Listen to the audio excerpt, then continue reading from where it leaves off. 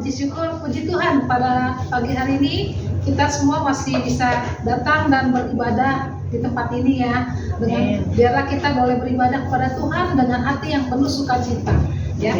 Sebelum kita masuk di dalam ibadah, ini saya membacakan ada sedikit warta gereja yang pada pagi hari ini mengenai baca gali Alkitab itu akan diadakan pada hari Rabu pada jam ibadah mesbah doa ya, hari Rabu tanggal 22 Januari jam 6 sore ya di tempat ini. Jadi ada baca gali Alkitab. Jadi harap Bapak Ibu Saudara bisa datang ke sini dan kita sama-sama belajar Alkitab dan juga kita ada sambil persekutuan doa. Ya, kemudian setelah ibadah pada pagi hari jam 11 siang nanti ada persekutuan tunas remaja ya di tempat ini ya. Hanya itu saja warta pada minggu ini, dan kita akan bersaat teduh, kita mendudukkan hati kita mau masuk di dalam ibadah ya. Biarlah dengan bersaat teduh sejenak kita memfokuskan hati dan pikiran kita untuk memuji dan menyembah Tuhan ya. Mari kita bersaat teduh.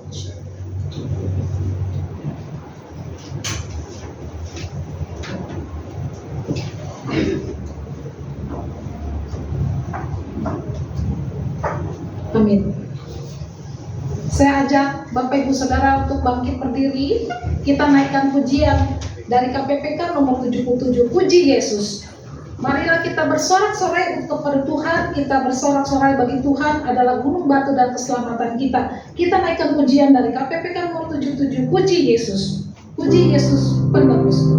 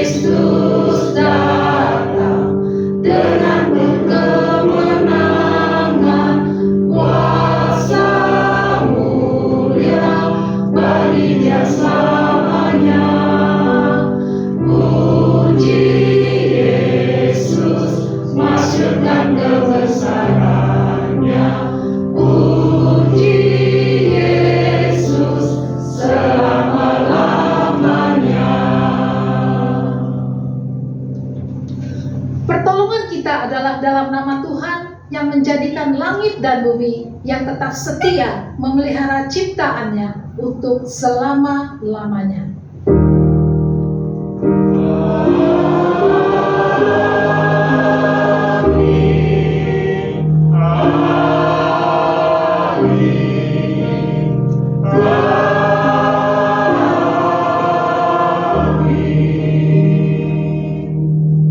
Kasih karunia dan damai sejahtera dari Allah Bapa kita dan dari Tuhan Yesus Kristus menyertai saudara sekalian. Tuhan besertamu dan besertamu juga. Silakan duduk. Sebagai kata pembuka di dalam ibadah pada pagi hari ini diambil dari kitab 2 Korintus pasal 5 ayat 14. Sebab kasih Kristus yang menguasai kami, karena kami telah mengerti bahwa jika satu orang sudah mati untuk semua orang, maka mereka semua sudah mati. Kita lanjutkan pujian kita dengan dari KPPK nomor 170, ada kuasa dalam darahnya. Kita sambil mempersiapkan hati kita untuk masuk dalam doa pengakuan dosa.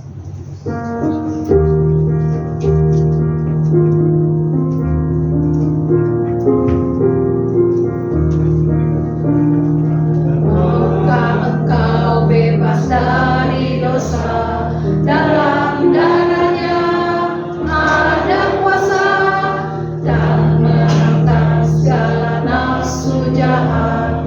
Ajaiblah kuasa darahnya, ada kuasa dalam darahnya, darah domba Allah, ada kuasa dalam darahnya, dalam darah domba Allah. Maukah kau bebas dari nafsu? Engkau bebas dari nafsu, dalam darahnya ada kuasa, datang padanya yang akan sucikan. Di dalam kuasa darahnya ada kuasa, dalam darahnya, darah domba Allah, ada kuasa dalam darahnya, dalam darah domba Allah.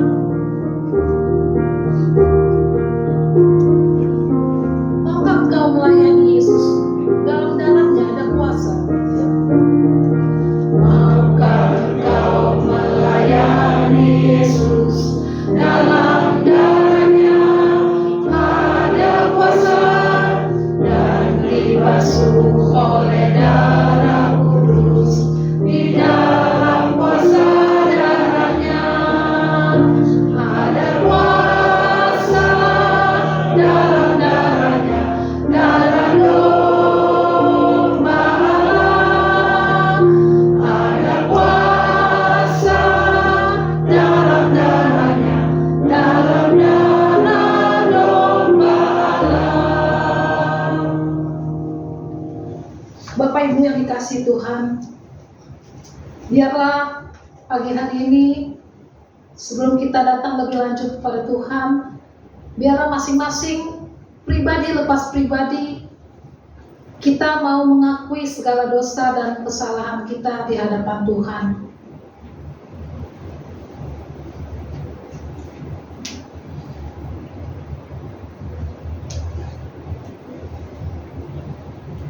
Bapa di surga, Bapa yang maha baik, kami mengucap syukur Tuhan untuk kesempatan ibadah pada pagi hari ini. Terima kasih Tuhan untuk kasih dan penyertaan-Mu di dalam kehidupan kami hingga pada hari ini. Bapak, kami juga mengakui bahwa di dalam kami menjalani keseharian hidup kami tidak luput daripada kesalahan, baik di dalam perkataan, kelakuan maupun perbuatan kami, dalam pikiran kami juga Tuhan. Ya Bapa, kami mohon pada pagi hari ini Tuhan, sekali lagi Engkau mengampuni dosa kami. Ampunilah segala dosa dan pelanggaran kami Tuhan.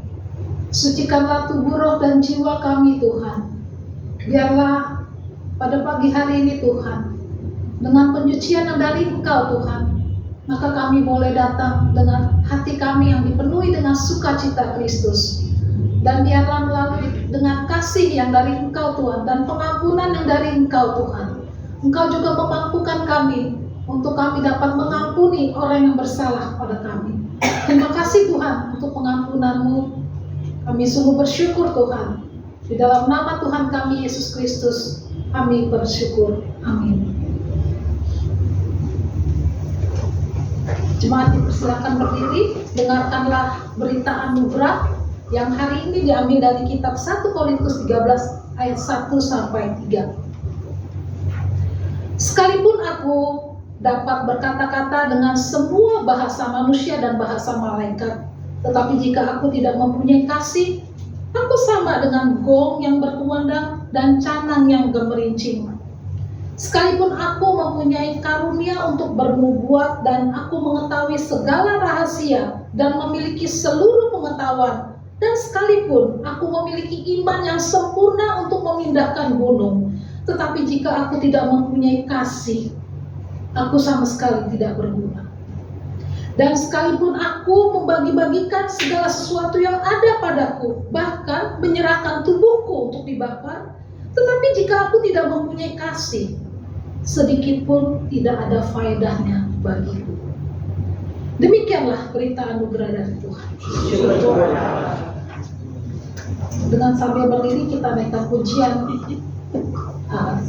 Salam damai kepada Bapak Ibu semua. Ya, kita naikkan pujian dekat padanya. PPK nomor 324. Tuhan adalah berkat kita yang bakar. Dia melebihi apapun di dalam kehidupan kita. Tuhan berkatku yang bakar, melebihi jiwaku. Sepanjang jalan hidupku, ku mau jalan ikut Dia.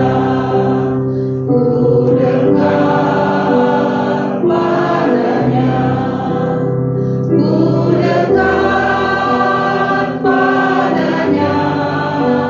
Sepanjang jalan hidupku, ku mau jalan ikut Dia. Ku tak ingin nikmat dunia, disanjung dan dihormat.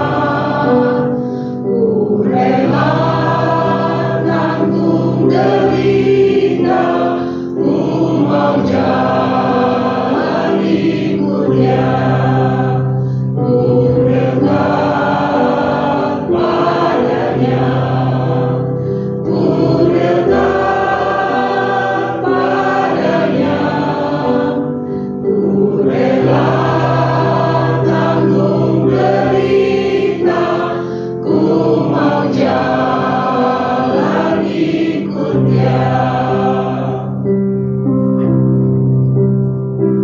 Meskipun lembah dan lautan gelap ada bahaya, tapi kita percaya bahwa Tuhan ada di dekat kita, berserta dengan kita. Dalam bahaya ada Tuhan sertamu. Saat pintu kekal buka, ku mau masuk dalamnya. Ku dekat padanya, ku dekat padanya.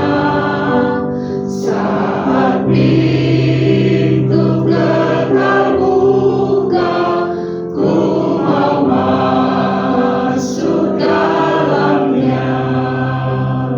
Jemaat silakan duduk. Pada hari ini kita akan dengarkan sebentar, kita akan mendengarkan pelayanan firman yang pada pagi hari ini hambanya sudah siap dan bersama dengan kita. Pendeta Pras Pandiang. Dan sebelumnya kita akan mendengarkan persembahan pujian dari vokal grup Voice Kaum Pria, Voice Cafe. Saya persilakan.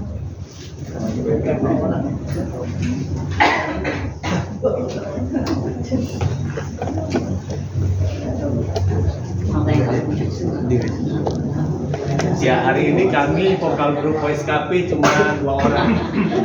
Baik, jadinya ya, karena yang lainnya belum sampai di sini. Tapi nggak masalah, suara kami berdua juga mudah-mudahan cukup keras.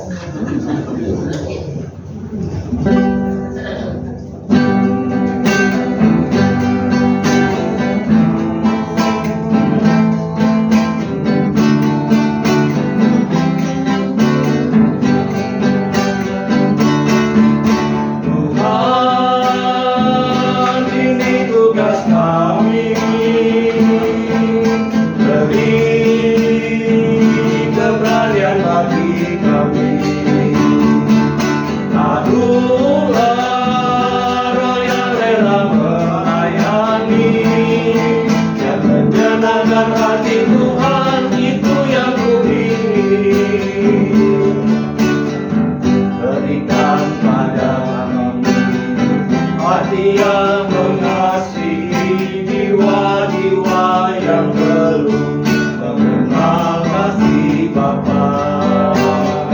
Mereka yang dalam, mereka yang tersesat, hati kami tiba seperti hatimu Yesus. Tuhan, ini tugas kami. Beri keberanian bagi kami. Taruhlah roh yang rela melayani dan menyenangkan hati Tuhan, itu yang kupingin. Tuhan, ini tugas kami. Beri keberanian bagi kami. Taruhlah roh yang rela melayani dan menyenangkan hati Tuhan, itu yang kuingini. Dan menyenangkan hati Tuhan, itu yang kuingini.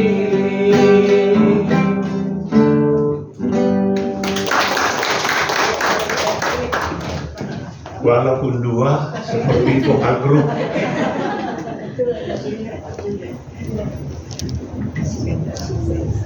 Mari sama-sama kita berdoa sebelum kita mendengar firman Tuhan.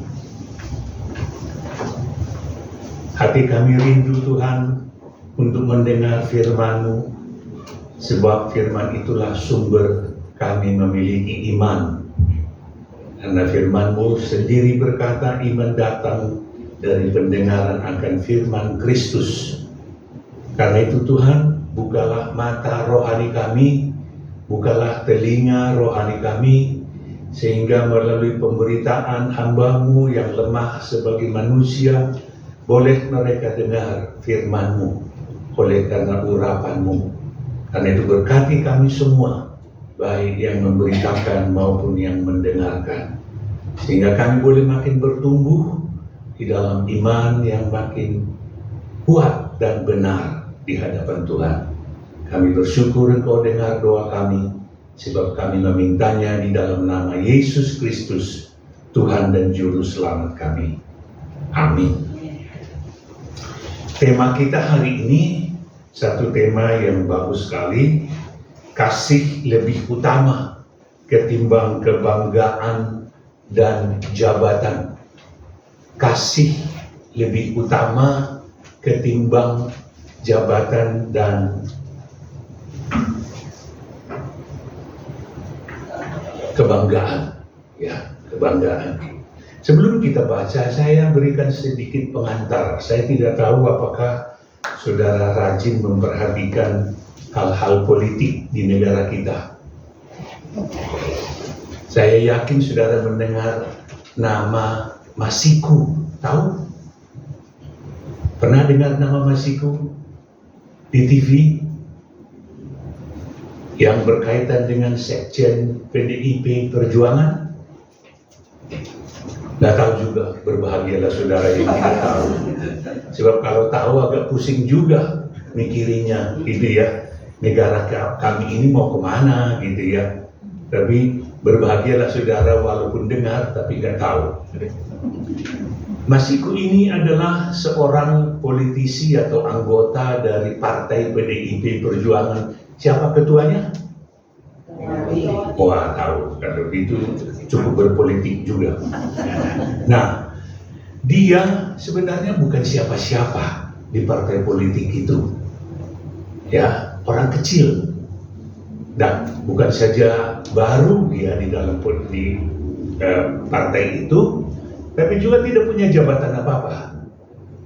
Dia hanya sebagai anggota yang ikut berjuang untuk mendapatkan jabatan atau kursi di DPR. Nah, daerah pemilihan dia adalah di daerah Sumatera Selatan, daerah Palembang. Padahal dia bukan orang Palembang, dia adalah orang dari Sulawesi. Nah, saudara, tiba-tiba kita digegerkan bahwa ada masalah dengan dia dituduh korupsi dengan menyogok panitia penyelenggara pemilu untuk menentukan siapa yang duduk di DPR. Menurut ceritanya, dia dituduh menyuap panitia atau ketua panitia untuk mengambil suara orang lain supaya dimasukkan ke nama dia. Jadi konon ceritanya bahwa di partai itu di daerah Palembang ada 5 calon. Mereka mengharapkan 5 orang akan terpilih jadi anggota DPR atas nama PDI Perjuangan dari Sumatera Selatan. Dia adalah nomor 5. Ya, dia paling bawah. Tahu-tahu yang dapat di sana hanyalah 1, yaitu nomor 1. Otomatis dia tidak dapat. Tapi apa mau? Yang 1 ini sebelum dilantik meninggal dunia. Nah, suara itu menurut aturannya harus diberi kepada yang nomor 2. Tidak boleh seenaknya partai menentukan, oh itu untuk si A, karena lebih senang dengan si A. Tidak, harus ke nomor 2. Tapi ketika mau pelantikan, ketika mau diumumkan, nama dia yang muncul. Keberatanlah yang nomor 2. Aku seharusnya begitu ribut di antara mereka, lalu diselesaikanlah minta pendapat dari Mahkamah Agung. Tahu-tahu direkomendasikan dia supaya diberi kesempatan untuk memperjuangkan diri. Dan dapat, ceritanya dapat. Tapi rupa-rupanya karena nyogok.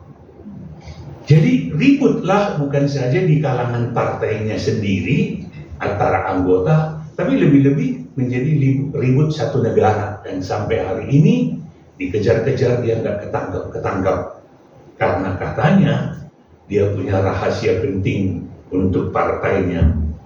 Ya, ini berita yang seliweran di luar, ya, nggak tahu benar atau tidak. Jadi dia itu mempunyai rahasia untuk partainya, maka dia tidak boleh ketangkap. Sampai hari ini tidak ketangkap. Yang penting saya mau tekankan, begitu terjadi keributan demi memperebutkan jabatan. Sebenarnya semua orang ingin jabatan, ingin kedudukan, ingin kehormatan, ingin kebanggaan. Gak ada manusia tidak ingin itu. Itu sebabnya terjadi ketika ada seorang yang orang biasa membunuh tetangganya. Masih ingat? Di Bekasi, masih rame nih. Ya, tetangganya itu aktor laga. Ya, tahu ya? Ya, dibunuh oleh tetangganya sendiri karena dihina. Memang karena apa? Natur keadaan manusia itu nggak boleh dihina, tidak mau dihina. Biar miskin kita jangan dihina orang. Itu prinsip yang dulu diajarkan orang tua saya kepada saya. Biar kita nggak punya, jangan dihina orang. Jadi berlakulah sebagai pemuda yang baik, ya, supaya dihargai orang. Karena orang yang baik itu pasti dihargai, biarpun kita tidak punya uang atau kedudukan. Nah, rupanya karena tetangga terjadilah sering pertemuan, mungkin sering percakapan, dan mungkin dalam percakapan itu muncullah kata-kata hinaan dari aktor laga ini, bintang film ini.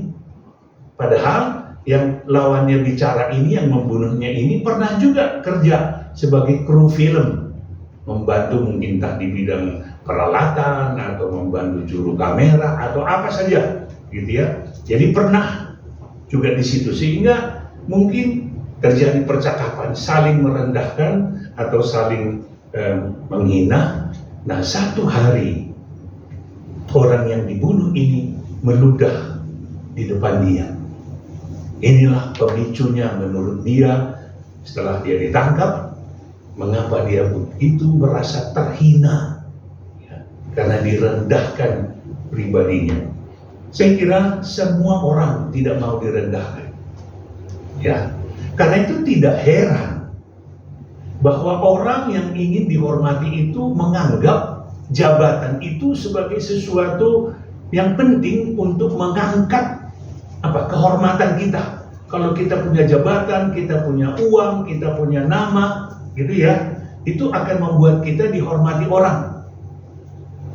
Nah, karena itu, saudara-saudara, jangankan di dunia ini, ternyata di dunia gereja, di lingkungan gereja, ya, jabatan penatua, jabatan diaken itu diperebutkan karena dianggap membawa kehormatan, ya, di samping muse atau cuantau gitu. Pokoknya penatua itu adalah orang yang memang dituakan, mestinya dihormati karena dianggap lebih dalam usia pasti, karena disebut tua-tua atau penatua. Bangsa Israel dulu awal mula istilah itu muncul, tapi kemudian saudara itu menjadi diwarisi oleh gereja. Di lingkungan gereja rebutan untuk menjadi penatua, insya Allah terjadi juga di Agape, tapi dalam arti yang baik. Karena di banyak gereja orang tidak mau menerima jabatan penatua di satu pihak, ya. Tapi di pihak lain ada gereja-gereja rebutan. Saya pernah ditugasi menangani satu jemaat yang ribut soal penatua, karena menjadi penatua itu dipilih oleh warga, oleh anggota jemaat. Nah, karena dia tidak terpilih, padahal dia penyumbang besar, padahal dia orang kaya, merasa terhina. Maka anaknya, jadi yang tidak terpilih ini, oma-oma, ibu yang sudah senior, umur 70-an, tapi masih sehat, ya, tidak terpilih. Anaknya merasa terhina. Masa kami penyumbang gede, itu justru mama saya nggak terpilih. Apa yang dilakukan? Dia laporin ke Departemen Agama. Dituduhlah cuantau, suto, main kasar, ya, karena dia ketua panitia. Ini nama samaran nih, ya, bahwa sama dengan di sini itu tidak ada hubungannya. Nah, dituduhlah ketua panitia ini karena dia hadir dengan alasan, saya melihat kamu membagi kertas banyak ke satu deret, padahal dihitung 1, 2, 3, dikasih 3, tolong diterusin. Tapi yang menerima satu orang dong, di awal kan 3, tapi untuk dibagi ke samping, nangkep ya? Dituduhlah itu penyebab mengapa mamanya tidak terpilih. Datanglah Departemen Agama, diambil alih. Terus ribut sehingga ketua sinodenya meminta saya salah satu, kami berdua mendamaikan. Tidak bisa didamaikan, harus kami hadapi Departemen Agama. Melihat kami datang membawa aturan gereja, karena memang aturannya di gereja ini tidak boleh dicampuri oleh pemerintah. Itu urusan kita. ada tata gereja kita yang sudah ditandatangani oleh Departemen Agama atau dalam Menteri Dalam Negeri sebagai pembina organisasi-organisasi sosial, ya, bahwa aturan main kita yang harus menentukan, tinggal mereka kalau perlu kita laporkan. Jadi saya menghadap terus mulai Departemen Agama, Departemen Dalam Negeri, Opsus, sampai ke Cilangkap, ke Departemen Hankam, bertemu dengan jenderal-jenderal di sana untuk menyelesaikan mereka. Setahun penuh tidak selesai. Bersyukur kepada Tuhan bahwa yang benar itu pasti keluar sebagai yang menang. Di sana kebetulan yang diserahkan menangani kami adalah seorang anak Tuhan. Betul-betul anak Tuhan, dia mantu pendeta, saudara, sehingga dia mengatakan ini 3 bintang tidak ada artinya di surga. Dia Letnan Jenderal. Tidak ada artinya. Saya pertaruhkan. Pokoknya siapa yang betul itu yang harus terpilih. Jangan ada main kuasa, main bantuan. Saudara, ternyata penyakit ini bukan hanya sekarang ada. Mari kita baca. Di Alkitab juga ada. Mari buka Alkitab saudara. Matius pasal 20. Jadi dosa ini memang udah dari dulu ada. Tidak berubah setannya dari dulu, setan itu juga sekarang. Ya, dari dulu dia senyatan ya sampai sekarang tak juga. Baik. Ya. Sudah ketemu Matius pasal 20 ayat 20 sampai 28. Saya baca perlahan-lahan ya. Kalau bisa tampilkan ayatnya karena saya lihat ada. Oke, siap. Ayat 20. Kemudian datanglah ibu anak-anak Zebedeus serta anak-anaknya itu kepada Yesus. Lalu ia sujud di hadapannya untuk meminta sesuatu kepadanya. Kata Yesus, "Apa yang kau kehendaki?" Jawabnya, "Nyatakanlah supaya kedua anakku ini duduk di dalam kerajaanmu, seorang di sebelah kananmu dan seorang lagi di sebelah kirimu." Stop dulu. Ini artinya apa? Jabatan. Yang di kiri kanan Pak Prabowo itu pasti orang-orang yang jabatannya penting di kementerian, bukan asal menteri. Biasanya adalah Menteri Dalam Negeri atau Menteri Menkumham atau Menteri Luar Negeri. Itu jabatan-jabatan yang sangat strategis, ya.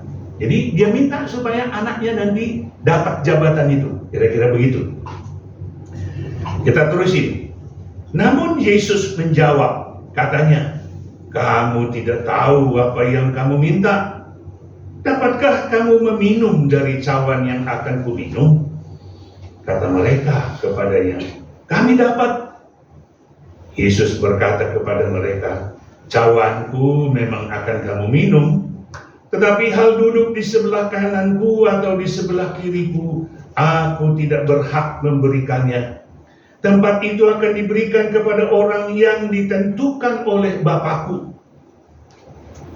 Mendengar hal itu, marahlah ke-10 murid yang lain kepada kedua saudara itu. Kacau kan? Cuma 12 saling berantem nih, bertengkar. Yesus memanggil mereka. Jadi yang bertengkar ini dipanggil, lalu berkata, "Kamu tahu bahwa pemerintah-pemerintah bangsa-bangsa bertindak sebagai tuan atas rakyatnya, dan para pembesarnya bertindak sewenang-wenang atas mereka. Tidaklah demikian di antara kamu. Siapa saja yang ingin menjadi besar di antara kamu, hendaklah ia menjadi pelayanmu." Saya ulangi ya. Siapa saja, termasuk kamu, ya. Andreas dan Yakobus, anakmu ibu, katanya kepada istri Zebedeus, termasuk kamu. Kalau kamu ingin menjadi yang pertama di antara kamu, hendaklah ia menjadi apa? Hambamu, bukan pemimpinmu. Bukan jabatan yang kamu harus kejar, tapi pelayanan. Hamba itu kerjanya apa? Melayani, ya. Harus menjadi hambamu. Sama seperti anak manusia datang bukan untuk dilayani, melainkan untuk melayani dan untuk memberikan nyawanya menjadi tebusan bagi banyak orang. Siapa yang disebutkan anak manusia? Yesus. Aku yang kamu inginkan nanti kalau aku sudah memerintah di kerajaan kekal itu, ya, supaya menempatkan kamu di kiri dan kananku. Tirulah caraku mencari kedudukan itu, kemuliaan itu. Dengan cara apa? Melayani. Aku datang bukan untuk dilayani, tapi untuk, sebab memang pemerintah-pemerintah, orang-orang pejabat-pejabat di dunia ini minta dilayani, bukan menjadi pelayan. Beda antara kerajaan Allah dan kerajaan dunia, beda. Siapa yang mau dimuliakan di dalam kerajaan Allah, harus dia melayani. Itu yang saya lakukan, kata Yesus. Aku datang bukan untuk dilayani. Mari kita baca kesaksian tentang apa yang dilakukan oleh Yesus di dalam Filipi pasal 2.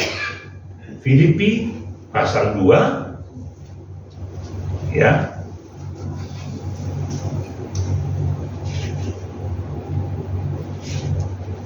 Mulai ayat yang ke-8 saja sampai dengan 11. Filipi 2 ayat 8 sampai 11. Ia, yaitu anak manusia, Yesus itu telah merendahkan dirinya dan taat sampai mati, bahkan sampai mati di kayu salib. Itulah sebabnya Allah sangat meninggikan dia dan mengaruniakan kepadanya nama di atas segala nama, supaya dalam nama Yesus bertekuk lutut segala yang ada di langit, di atas bumi dan di bawah bumi, dan segala lidah mengaku Yesus Kristus adalah Tuhan, bagi kemuliaan Allah Bapa. Yesus direndahkan, tetapi untuk kemudian dipermuliakan. Yesus bersedia mengambil rupa manusia, bahkan mengambil rupa seorang hamba, sampai dia mati di atas kayu salib, adalah supaya dia betul-betul menyenangkan hati Bapa. Ya, sebab siapa yang mau taat kepada Bapa, siapa yang mengasihi Bapa, siapa yang mau melayani Bapa, itu harus melakukan kehendak Bapa. Tuhan Yesus mengajarkan itu ketika dia masih berkhotbah bersama murid-muridnya, dan Yohanes juga melaporkan itu. Rupanya Yohanes yang dikenal sebagai rasul kasih itu ya, rasul yang hidup menonjolkan kasih di dalam pelayanannya, dan karena kasih itu dia melayani sampai mati di Pulau Patmos. Pernah melaporkan di dalam khotbah Yesus, Yesus mengatakan di Yohanes 14 ayat 23, tertulis begini, Yohanes 14 ayat 23. Ya. Jawab Yesus, jika seorang mengasihi aku, ia akan menuruti firman-Ku, dan Bapa-Ku akan mengasihi dia, dan kami akan datang kepadanya dan tinggal bersama-sama dengan dia. Jadi mengasihi Bapa itu melakukan kehendaknya. Melakukan kehendak Bapa adalah melayani umat manusia, melayani keselamatan bagi umat manusia, melayani demi kebaikan manusia. Dan Yesus melakukan itu.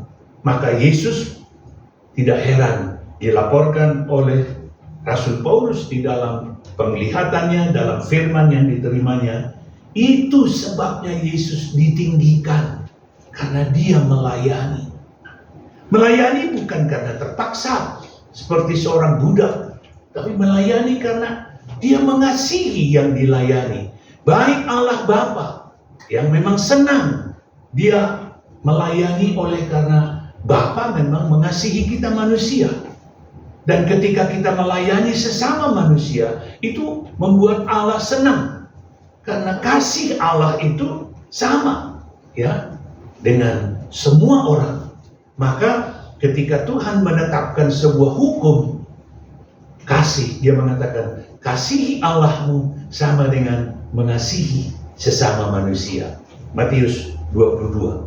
Karena itu saudara, ketika Rasul Yohanes ini yang memang hidup di dalam mengasihi Tuhan dan mengasihi sesama, itu sampai mati di Pulau Patmos.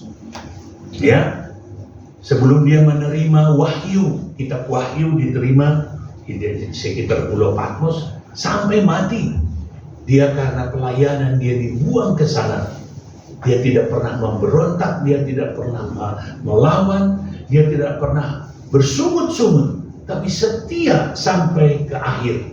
Dan dia, saya berpikir, saya merasakan wajar orang seperti dialah yang duduk di kiri kanan. Bukan orang yang menginginkan jabatan, bukan orang yang menginginkan kehormatan di dunia ini, tetapi siapa yang mau dimuliakan, siapa yang mau ditinggikan, hendaklah dia merendahkan diri. Jadi ini satu rumus yang berbeda dengan rumus dunia.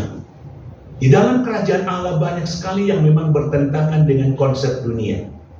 Sebagai contoh, ya, adalah lebih berbahagia memberi daripada dunia, tidak mungkin bisa mengerti itu. Kok lebih berbahagia yang memberi? Ya sih pun lama-lama habis. Ya dong, lebih enak apa? Menerima dong. Ya. Tapi Tuhan mengatakan lebih berbahagia kamu. Berbahagia artinya kamu akan menikmati sukacita dan berkat yang luar biasa jika kamu memang lebih banyak memberi daripada menerima. Itu satu hukum lagi. Atau umpamanya hukum lain atau konsep lain. Kasihilah musuhmu. Berbuatlah baik kepada musuhmu. Saya pikir sudah baik kalau kita nggak melawan. Betul ya? Kok malah disuruh buat baik? Ya, bukan membenci, malah harus berbuat baik. Itu perintah Tuhan. Nah, ini satu contoh lagi. Siapa yang mau ditinggikan di dunia maupun di kerajaan Allah, hendaklah dia mengambil sikap merendahkan diri turun.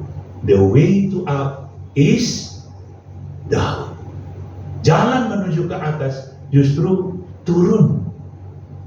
Siapa yang bersedia karena kasihnya kepada Tuhan dan sesama manusia memberikan hatinya untuk pelayanan sampai dia merendahkan diri, berkorban, itulah yang akan ditinggikan di hadapan Allah.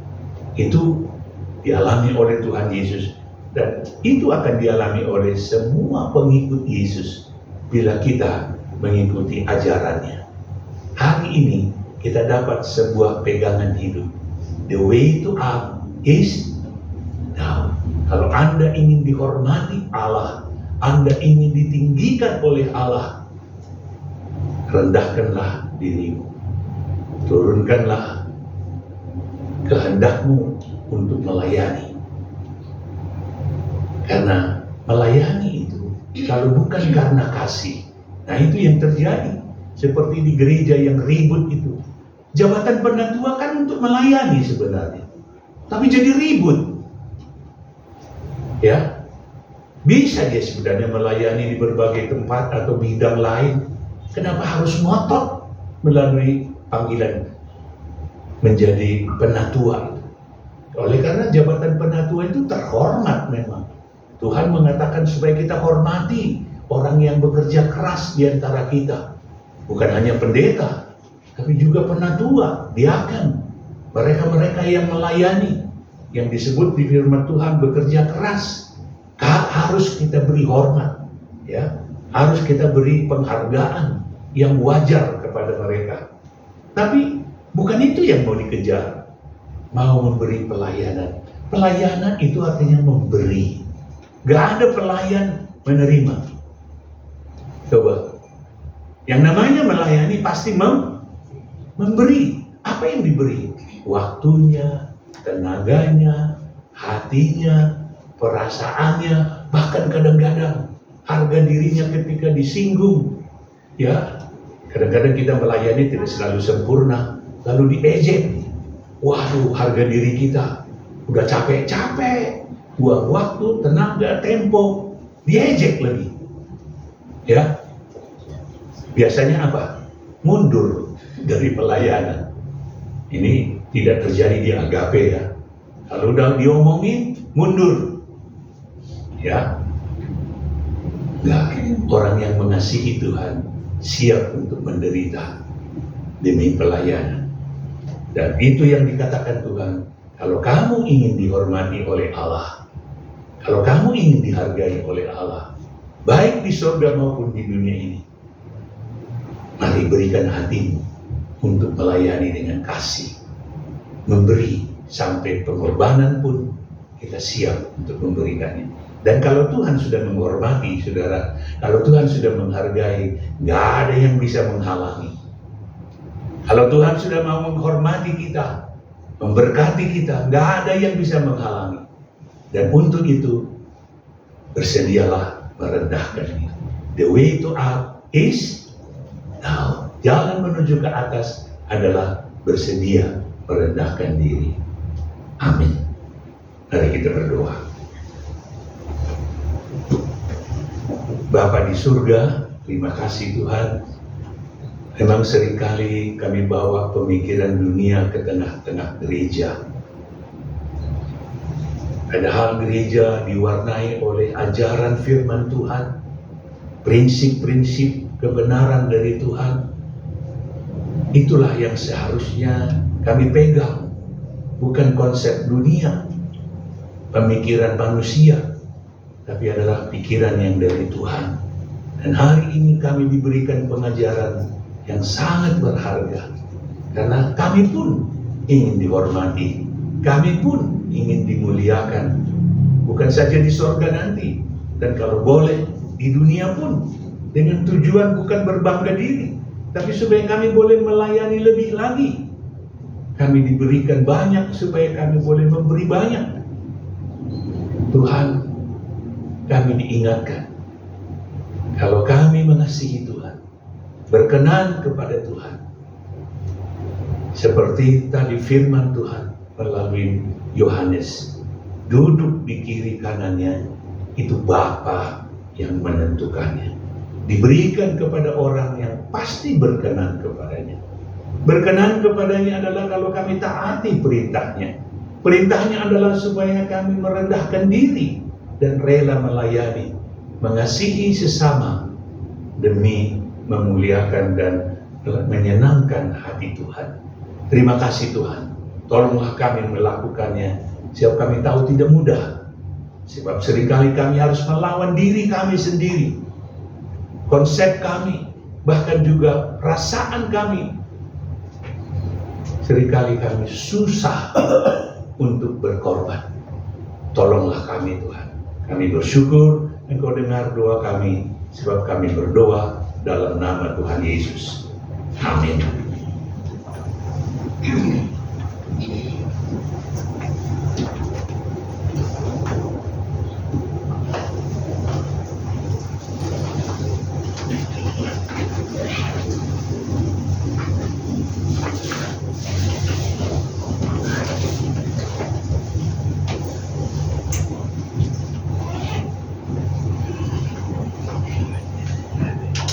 Marilah kita bersama dengan umat Allah di masa lalu, masa kini, dan masa depan, mengingat pengakuan pada baptisan kita menurut pengakuan iman rasuli.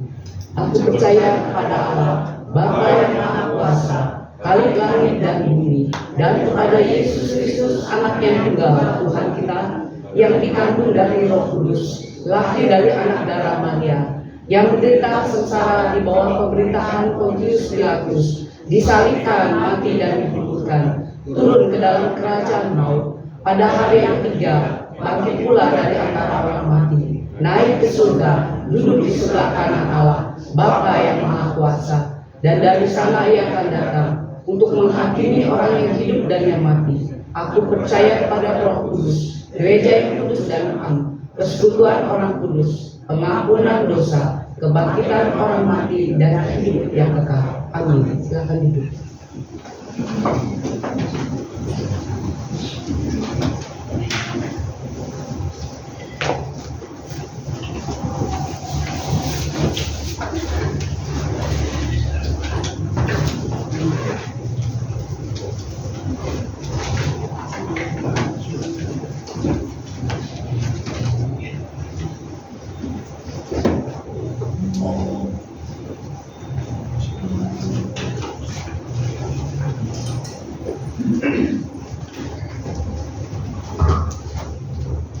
masuk dalam nats persembahan. Nats persembahan pada pagi hari ini ambil dari kitab Matius pasal 5 ayat 7. Berbahagialah orang yang murah hatinya, karena mereka akan beroleh kemurahan. Kita akan membawa persembahan kita di hadapan Tuhan, diiringi dengan pujian Pakai Hidupku Ini, KPPK 350.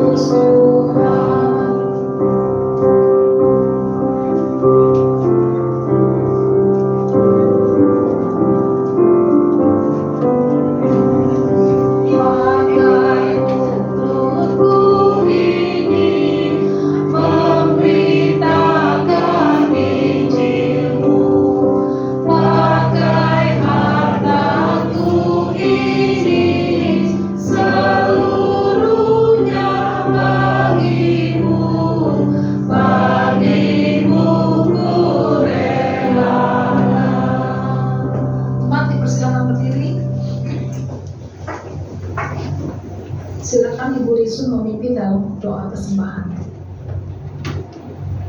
Bapa kami di dalam surga, kami mengucap syukur kepada Tuhan untuk kasih setia Tuhan dan juga berkat daripada Tuhan. Biarlah Tuhan Kau yang akan memberkati persembahan ini untuk kemuliaan nama Tuhan dan untuk pekerjaan umat Tuhan. Terima kasih ya Tuhan, dalam nama Tuhan Yesus kami sudah berdoa dan mengucap syukur. Amin. Amin. Sambil tetap berdiri, kita akan naikkan nyanyian pemutusan. Kemudian pemutusan dan berkat akan disampaikan oleh pendeta Pak Ras Pandiangan.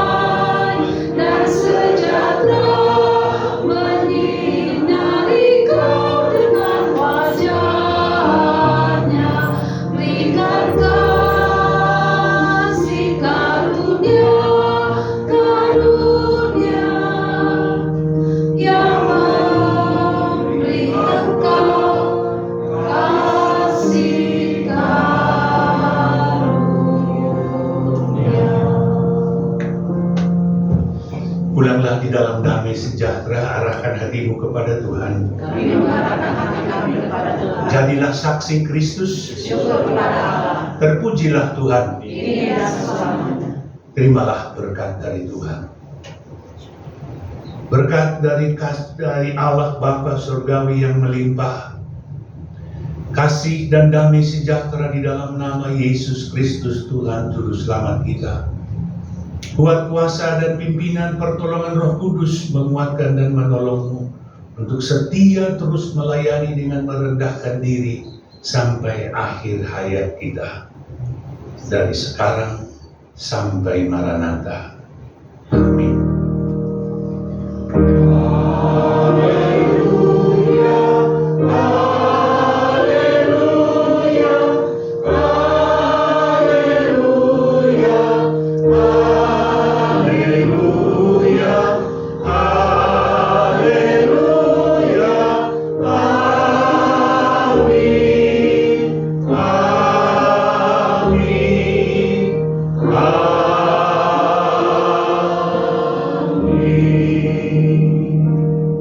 Silakan duduk, ambil saat teduh.